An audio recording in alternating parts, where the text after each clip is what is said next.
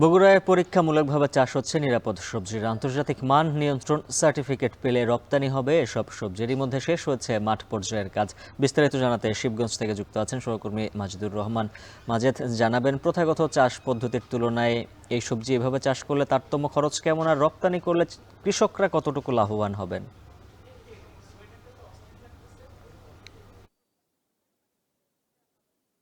হ্যাঁ, উজ্জ্বল, আপনি জানেন যে বগুড়া কিন্তু একটি সবজি খ্যাত জেলা এবং এই জেলার থেকে প্রচুর পরিমাণে সবজি কিন্তু ঢাকাসহ জেলা দেশের বিভিন্ন স্থানেই কিন্তু এখানে সরবরাহ করা হয় এবং এই সবজিগুলো বেশিরভাগ সবজি কিন্তু এই শিবগঞ্জ উপজেলায় কিন্তু এখানে চাষাবাদ করা হয়।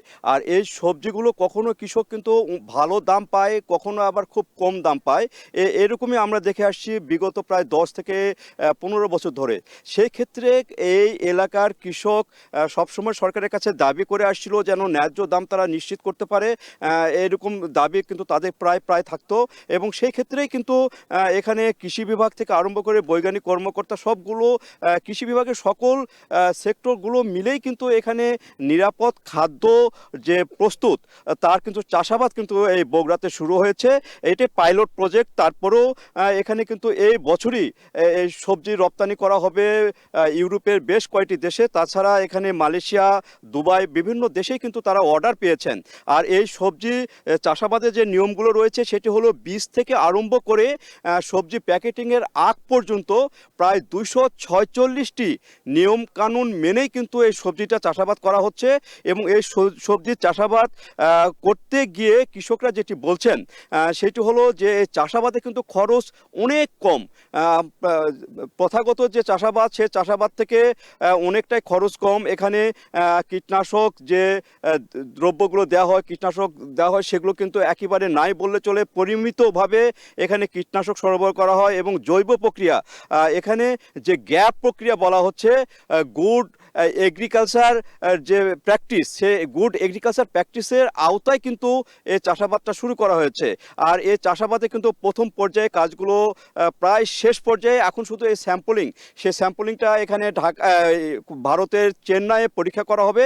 তারপরে এখানে প্যাকেটজাত করে কিন্তু বিদেশে রপ্তানি করা হবে। আর যে কথাটি আপনি বললেন যে এখানে কৃষকের লাভ কি, এখানে কৃষকের লাভ প্রথমত যে নিরাপদ খাদ্য তারা প্রস্তুত করতে পারছেন, দ্বিতীয়ত তাদের খরচ অনেকাংশে কমে যাচ্ছে, অর্থাৎ অর্ধেক খরচ হচ্ছে এই পদ্ধতিতে চাষাবাদ করতে। তাছাড়া এখানে যে খরচ, বিশেষ করে সার, কীটনাশক, এই খরচগুলো থেকে প্রায় অর্ধেক খরচ কিন্তু এখানে করা হচ্ছে এই জমিগুলোতে। এই জমিগুলোতে বর্তমানে শিবগঞ্জে এখানে দেখা যাচ্ছে যে বাঁধাকপি, এই বাঁধাকপিগুলো দেখেন বেশ সুন্দর বাঁধাকপি এবং বড় বড় বাঁধাকপি, এখানে সাইজও বড় এবং কোনো এখানে পোকামাকড় কিংবা এখানে যে মাটি পরীক্ষা করা, সে মাটি পরীক্ষা করার পর থেকে যে পদ্ধতিগুলো অনুসরণ করা হচ্ছে সেই পদ্ধতিটা অনুসরণ করার ফলে এখানে যে বাঁধাকপিগুলো এখানে বেশ বড় বড় হচ্ছে এবং একেবারে নিরোগ একটি এখানে সবজি এখানে উৎপাদন হয়েছে এবং এই উৎপাদিত সবজি কিন্তু তারা এখানে বিদেশে রপ্তানি করবেন এবং যে দামটি বর্তমান যদি 35 টাকা এই বাঁধাকপি কেজি হয়, এই বাঁধাকপিটা কিন্তু 70 থেকে 80 টাকা কেজিতে বিক্রি করতে পারবেন এখানকার কৃষক। আর কৃষকরা এখানে যেটি বলছেন যে এই পদ্ধতিটা কিন্তু সামনে বছর আরও বেশি যদি করা যায় এবং বিদেশে যদি রপ্তানি করা যায় তারা হয়তো লাভবান হতে পারবেন। এটি নির্ভর করবে কয়েকদিন পরে কি পরিমাণ সবজি বিদেশে যাবে এবং কি পরিমাণ তারা কেমন দাম পাবেন এটির উপর নির্ভর করবে। এবং দিন দিন এই প্রক্রিয়া যদি চলতে থাকে, একদিকে যেমন দেশের মানুষ নিরাপদ সবজি পাবে, অন্যদিকে কিন্তু বৈদেশিক আয়টাও বাড়বে, এমনটি মনে করছেন এখানে কৃষি সম্প্রসারণ বিভাগ। তো এই ছিল উজ্জ্বল আমার কাছে এই সবজি চাষের সর্বশেষ।